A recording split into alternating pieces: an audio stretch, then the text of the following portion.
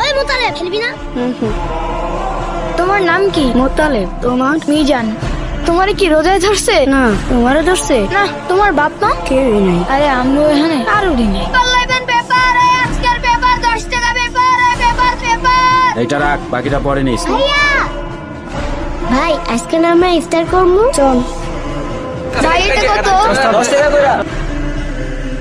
কি ইফতার আনছো? আজকে বলে ইফতার সব শেষ হয়ে গেছে, কালকে আগে আগে আমনি। চল চলো চলো, ভিতরে গিয়ে রেডি হয়ে গা, আজকে স্পেশাল ইফতারি আইব। চলো। ওই